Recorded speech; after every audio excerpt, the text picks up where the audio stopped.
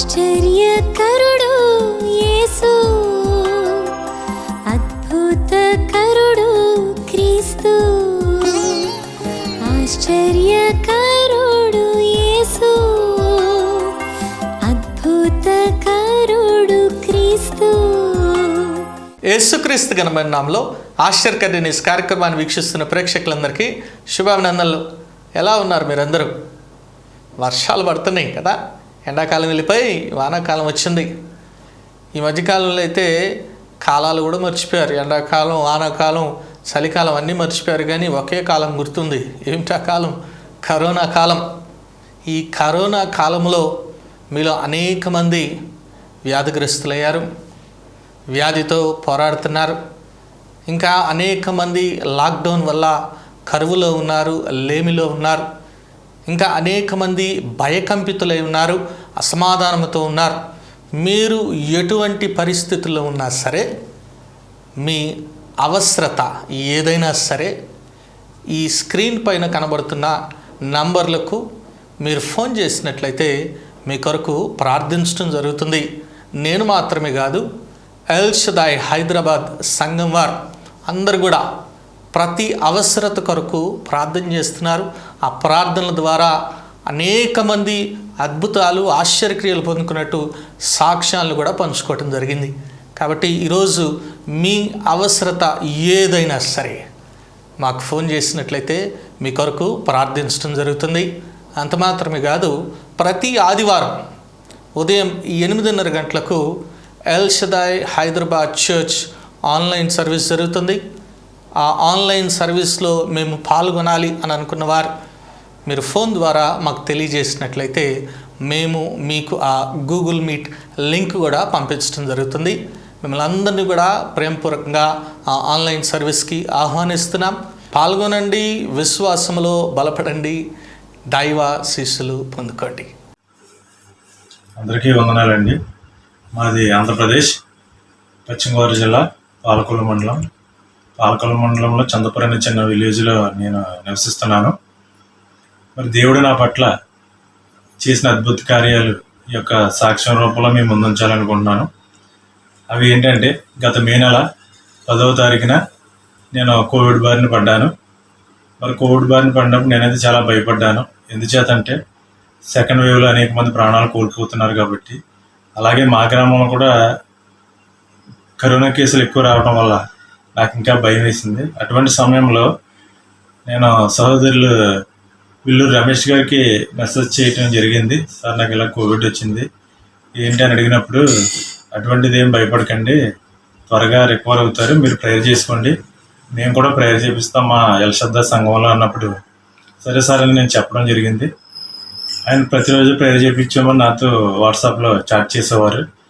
Chat చేయగా మే నెల 20వ తారీఖున ఒక లింక్ పంపించారు. అది ఏంటని నేను అడిగినప్పుడు, ఇలాగా కోవిడ్ కారణంగా చర్చిలు ఓపెన్ అవట్లేదు కాబట్టి ఇలా ఆన్లైన్ ప్రేయర్ ద్వారా సునీత్ వద్దరయ్య గారు అనేక మందికి ఈ యొక్క వాక్య రూపంలో పంచుకుంటున్నారు, అలాగే అనేక మందికి ప్రార్థన చేస్తున్నారు, చాలామంది స్వస్థత పొందుతున్నారు, మీరు కూడా ఈ యొక్క ఆన్లైన్ ప్రేయర్లో పాల్గొనండి అని చెప్పడం జరిగింది. సరే అని నేను మొదటి రోజు ఆన్లైన్ ప్రేయర్లో పాల్గొన్నప్పుడు నాకైతే అంత ఇంట్రెస్ట్ కలగలేదు. ఎందుచేతనంటే టీవీలో అనేక మంది చెప్తున్నారు కాబట్టి నేను కూడా అదే అనుకున్నాను.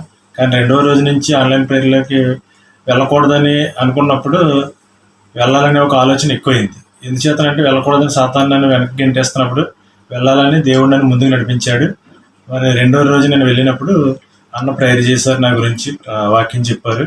వాక్యం చెప్పిన విధానం అయితే నాకు నచ్చింది. ఎందుకంటే వాక్యం చెప్పేవారు విధానం కరెక్ట్గా ఉంటే వినేవాళ్ళు త్వరగా స్వస్థత పొందుతారు. మరి ఈ విషయం నేను తెలుసుకున్నాను. ఎందుకంటే దేవుని వాక్యం చెప్పే విధానం కరెక్ట్గా ఉంటేనే మనం దేవుని అడుగుజాడలు నడుచుకుంటాం కాబట్టి. అలాగే అన్నగారి ప్రార్థన ద్వారా నేను త్వరగా కోవిడ్ నుంచి రికవర్ అవ్వడం జరిగింది. నేను ఎలక్ట్రికల్ వర్క్ చేస్తున్నాను కాబట్టి జూన్ నెల 4వ తారీఖు నుంచి నాకు డ్యూటీ ఉంటుందండి.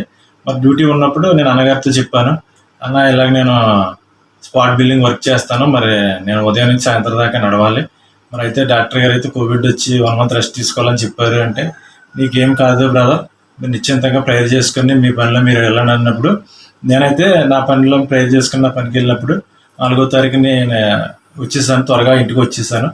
మరి 5వ తారీఖున కూడా నా వర్క్కి నేను మార్నింగ్ వెళ్ళినప్పుడు సాయంత్రానికి కొంచెం అలసట వచ్చింది. ఎందుకంటే ఆకలి వేసి అలసట వచ్చినప్పుడు నేను త్వరగా ఇంటికి వచ్చి కొంచెం రిలాక్స్ అయ్యి పడుకున్నప్పుడు కొంచెం నీరసం వచ్చింది. అటువంటప్పుడు నా భార్య అయితే డాక్టర్ గారి దగ్గరికి వెళ్ళమని చెప్పింది. అయితే ఆన్లైన్ ప్రేయర్కి అయితే ఇంకా గంట టైం ఉంది. గంట టైం ఉండగా ఏం చేయాలనుకున్నప్పుడు నేను ప్రేయర్ చేసుకుంటా ఉన్నాను. ప్రేయర్ చేసుకుంటా ఉన్నప్పుడు ఈలోపు ఆన్లైన్ లింక్ పంపడం జరిగింది రమేష్ గారు. ఆన్లైన్ పంపించిన తర్వాత నా భార్య అయితే ఆన్లైన్ ప్రేయర్లో పాల్గొనడం జరిగింది. అనేక మంది ప్రార్థన చేస్తున్నారు. అలాగే అన్నగారు కూడా ప్రార్థన చేస్తున్నారు. నేను అప్పుడే ప్రార్థన చేసుకున్నాను. తండ్రి, నీ చిత్తమైతే నన్ను ముట్టి స్వస్థపరిచి నీ యొక్క ఆన్లైన్ ప్రేయర్లకు పంపించండి అన్నప్పుడు కరెక్ట్గా నన్ను ఆ రోజు 5వ తారీఖు రాత్రి 8:15కి నన్ను దేవుడు ముట్టి స్వస్థపరిచాడు. 8:15కి నేను లేచి ఈ యొక్క ఆన్లైన్ ప్రేయర్లోకి వెళ్ళగలిగాను. మరి అదే రాత్రి కూడా నేను సాక్షి రూపంలో అన్నగారికి చెప్పడం జరిగింది. మరి అలాగే దేవుని నమ్ముకుంటే అనేక అద్భుత కార్యాలు జరుగుతాయి. ఎందుకంటే నమ్మకం లేనిదే ఏది కూడా జరగదు. మరి దేవుడు అనేక మంది ద్వారా అద్భుత కార్యాలు చేస్తాడు. అలాగే సునీతవర్ధన్ అయ్య గారి ద్వారా అనేక మందిని స్వస్థత పొందే విధంగా చేశారు. కాబట్టి మరి నేను ఈ యొక్క వాక్యాన్ని విలువిచ్చాను కాబట్టి దేవుడు నన్ను త్వరగా రికవరీ చేశారు. మరి అలాగే ప్రతి ఒక్కరు కూడా దేవుని వాక్యాన్ని విని దేవుని వాక్యం అడుగుజాడల్లో నడుచుకుంటే మనకు దేవుడు వెలుగు చూపిస్తాడని ఈ యొక్క సాక్ష్యాన్ని మేము అందించినాను. అందరికీ వందనాలు.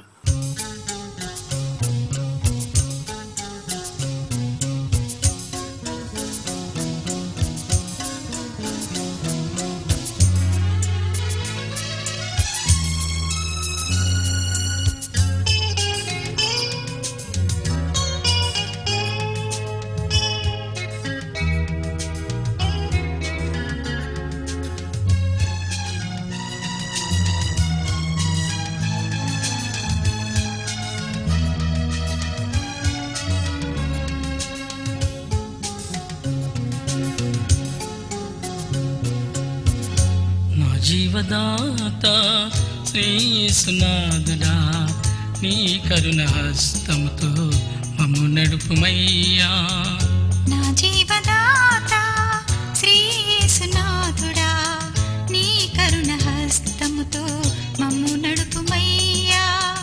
నా జీవదాత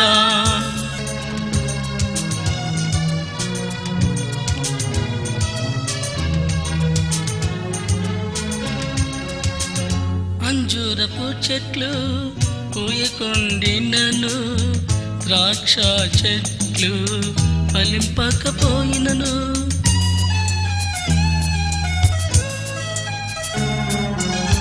పులివల చెట్లు కాపులేకయుండినను, చేనిలోని పైరు చేతికందకుండినను, పరిశుద్ధాత్మ ఫలమి ఫలింతును, ప్రభుని యందే హర్షింతు నిరతం.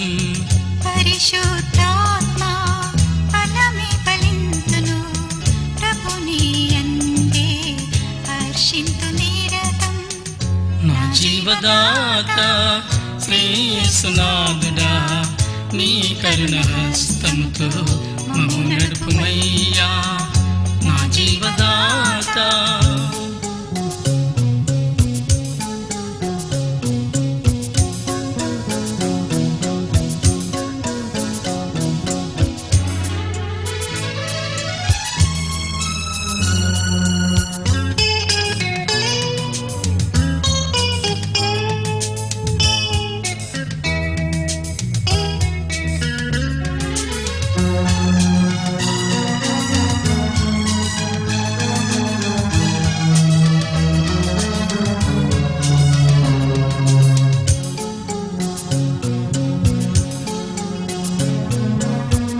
గొర్రెలు దొడ్డిలోన లేకుండినను, శాలలో పశువులు లేకయే పోయినను,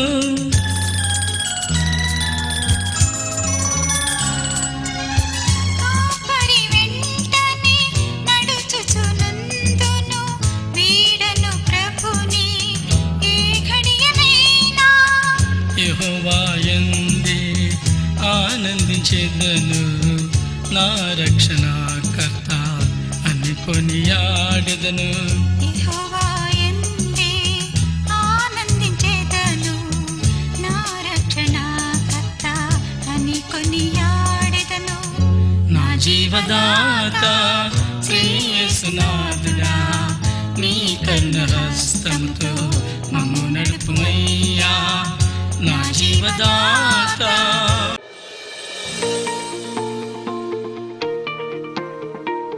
యేసుక్రీస్తు ఘనమైన నామములో ఆశ్చర్యకరమైన కార్యక్రమాన్ని వీక్షిస్తున్న ప్రేక్షకులందరికీ శుభాభినందనలు. నేను ఈరోజు మీతో 3 రకాల వ్యక్తుల గురించి పంచుకోవాలనుకుంటున్నాను.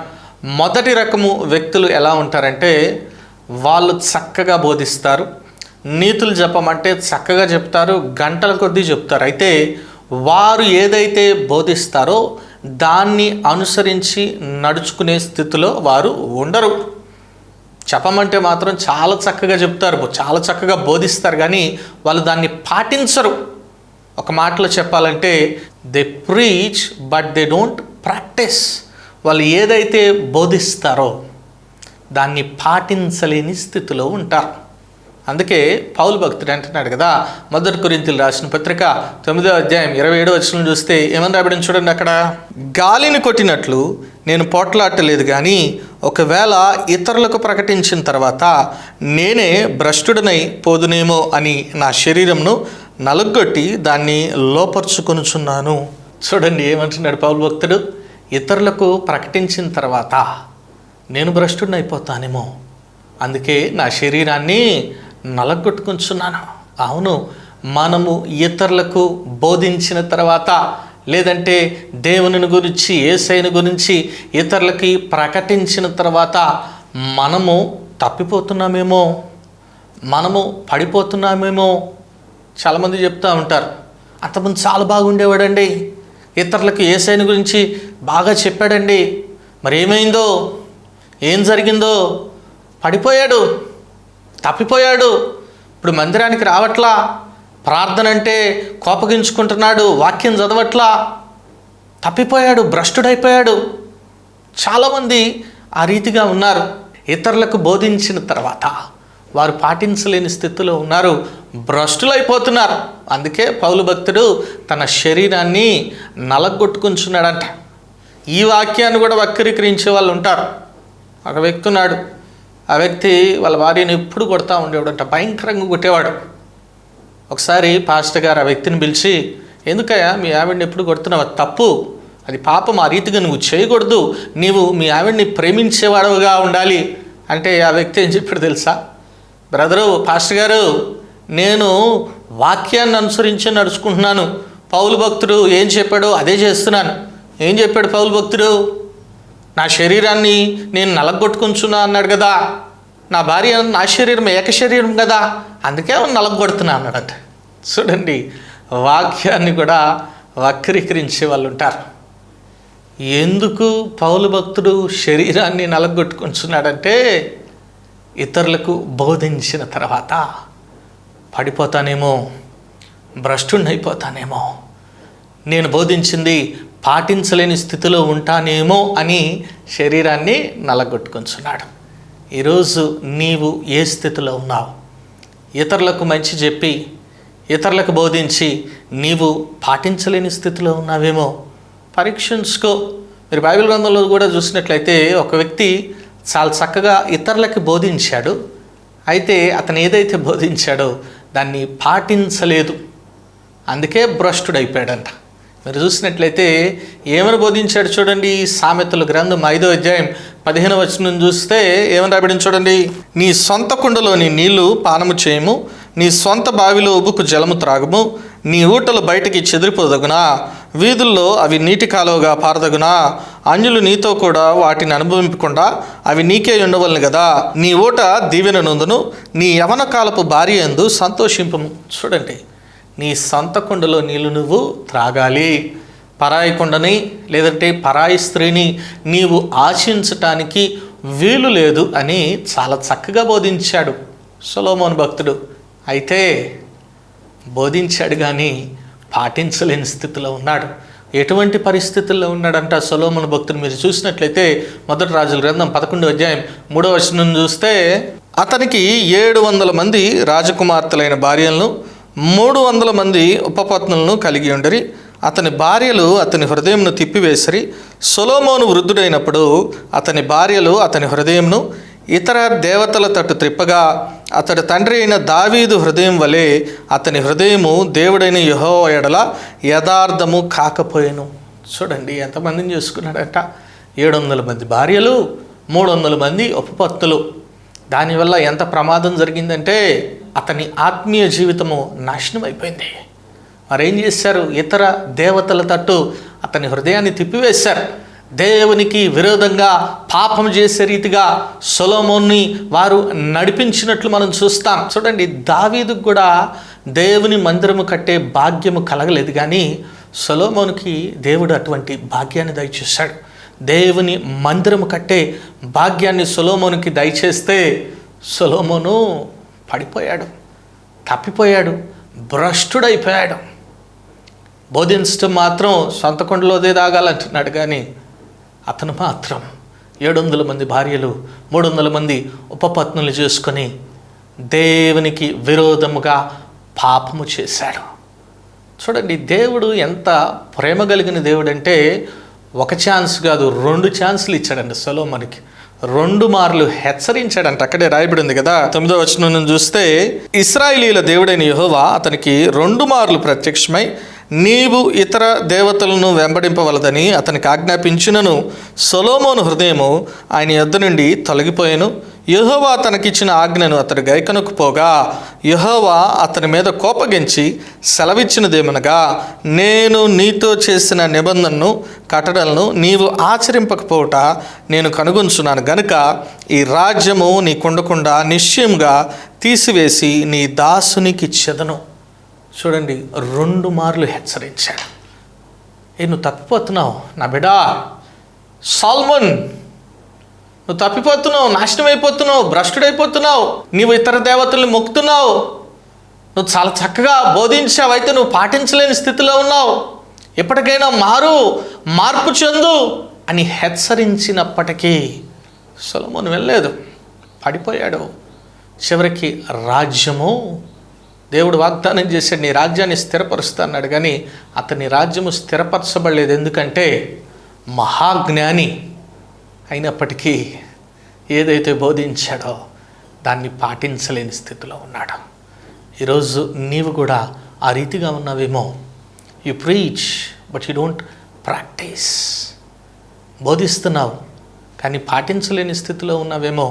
పరీక్షించుకో, పరిశీలించుకో. చూడండి, సొలొమోను బోధించాడు కానీ పాటించలేదు.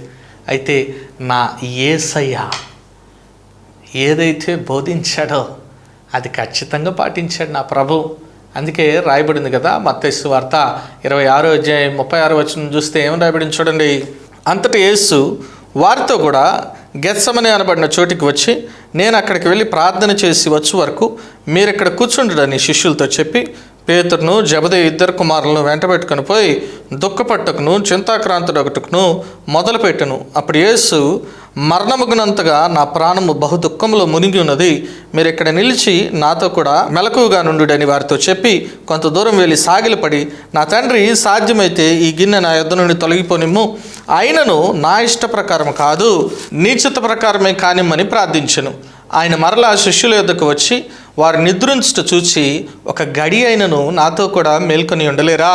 మీరు శోధనలో ప్రవేశింపకున్నట్లు మెలకుగా ఉండి ప్రార్థన చేయడి, ఆత్మసిద్ధమే కానీ శరీరము బలహీనమని పేతురుతో చెప్పి, గెత్సెమనే తోటలో యేసుక్రీస్తు ప్రభు మెలకుగా ఉండి ప్రార్థన చేస్తున్నాడు. శిష్యులతో చెప్పాడు, మీరు కూడా ప్రార్థన చేయండి, మెలకుగా ఉండండి. ఉన్నారా మెలకుగా?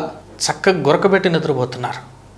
మెలకుగా ఉండమంటే మాట వినని స్థితిలో ఉన్నారు, చక్కగా నిద్రపోతున్నారు కదా. చాలామందికి ప్రార్థన అనగానే నిద్ర వస్తుంది.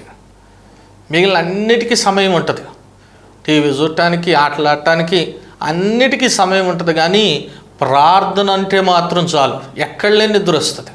యేసుక్రీస్తు ప్రభు ఏదైతే బోధించాడో దాన్ని పాటించాడు. శిష్యులు నిద్రపోతున్నారు కదా, నేను కూడా పడుకుందాంలే, ఎందుకు మేల్కొని ఉండాలి అని అనుకోలేదు యేసయ్య. ఎవరు చూశారు నన్ను ఎవరు చూడట్లేదు కదా, పడుకుంటా అని అనుకోలేదు. కానీ యేసయ్య ఏదైతే బోధించాడో మెలకుగా ఉండి ప్రార్థన చేశాడు, బోధించింది పాటించాడు. యేసయ్యే మనకు మాదిరి. అందుకే అన్నాడు కదా అక్కడ, ఆత్మసిద్ధమే కానీ శరీరము బలహీనం. ఆ బలహీనమైన శరీరము ఆత్మానుసారం నడుచుకోవాలంటే నీ శరీరాన్ని నీవు నలగొట్టుకోవాలి. ఈరోజు నీవు ఏదైతే బోధిస్తున్నావో దాన్ని పాటించే స్థితిలో ఉన్నావా? What you preach, are you practising it? ఒక పాస్టర్ గారు మరి ఒక ఊరికి ప్రయాణం అవటానికి ఒక బస్సు ఎక్కారంట. ఆయన వెళ్ళవలసిన ఊరు ఛార్జీ వచ్చేసి 8 రూపాయలు. అతని జేబులో నుంచి 10 రూపాయలు తీసి కండక్టర్కి ఇచ్చాడు. ఆ కండక్టర్ ఏమో 4 రూపాయలు చిల్లర ఇచ్చాడంట. ఇవ్వాల్సిందైతే 2 రూపాయలే కానీ 4 రూపాయలు ఇచ్చాడు. పాస్టర్ గారు చూసుకోలేదు, జేబులో పెట్టుకున్నాడు. మరి అతని డెస్టినేషన్ దగ్గరికి వస్తున్నప్పుడు ఒకసారి జేబులో చూసుకుంటే 2 రూపాయలు కాదు 4 రూపాయలు ఉన్నాయంట.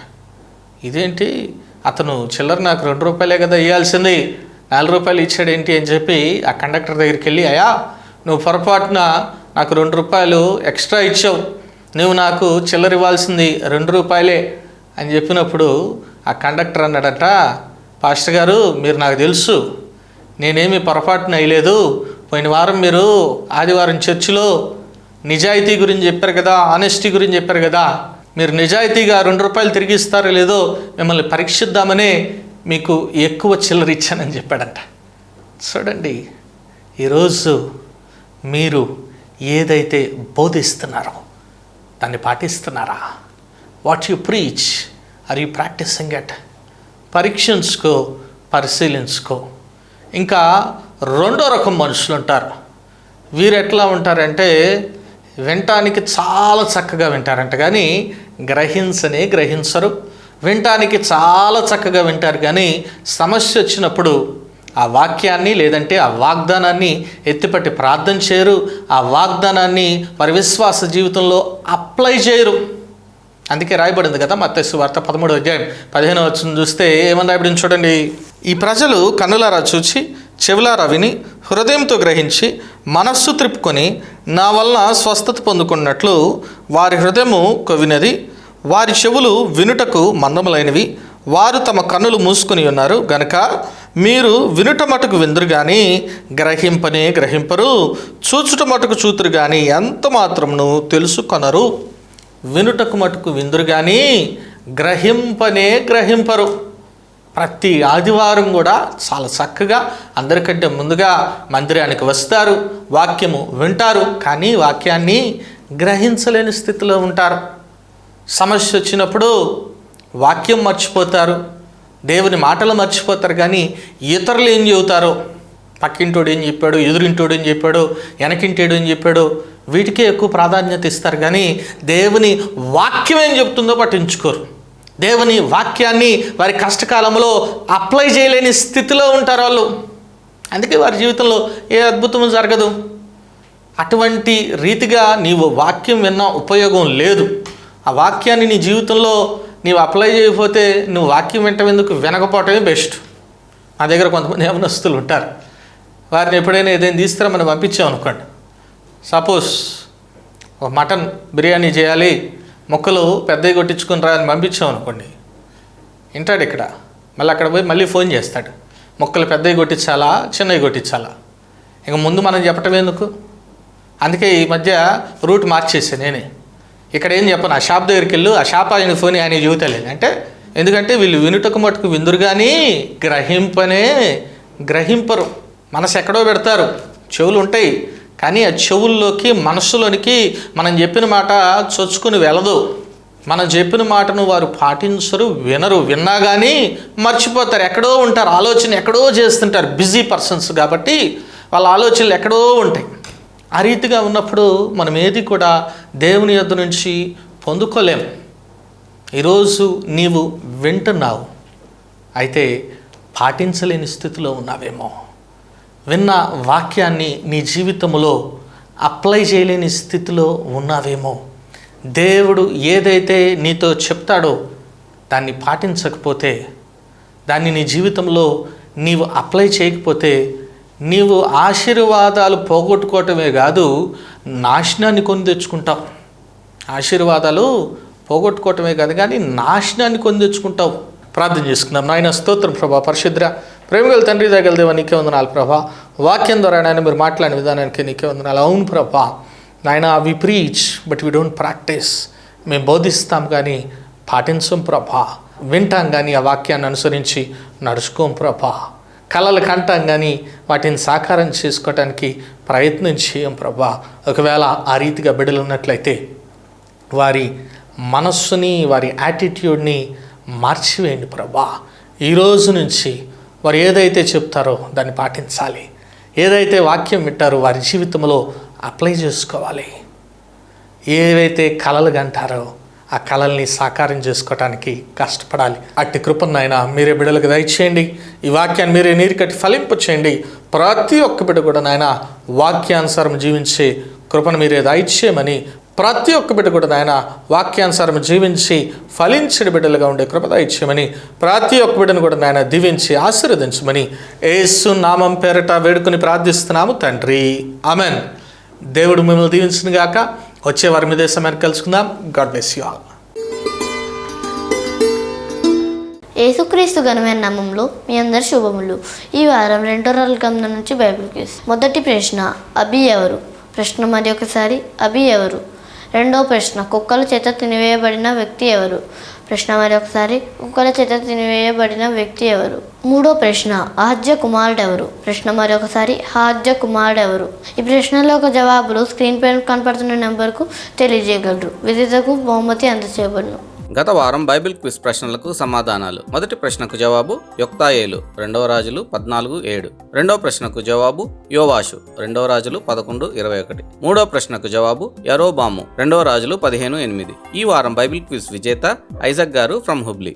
హైదరాబాద్ లో ప్రతి ఆదివారం ఎల్ షదాయ్ చర్చ్ ఆరాధన జరుగు స్థలం ఇవామేర్ vocational junior college opposite Shraddha book stall beside railway guest house, Secunderabad. సమయం ఉదయం 10:30 నుండి 12:30 వరకు. Come and be blessed. మీ ప్రార్థనా అవసరతలకై మరియు ఈ ప్రోగ్రామ్ ని స్పాన్సర్ చేయదలిచిన వారు ఈ ఫోన్ నంబర్లకు కాల్ చేయగలరు. 924-676-4334, 7799-809191.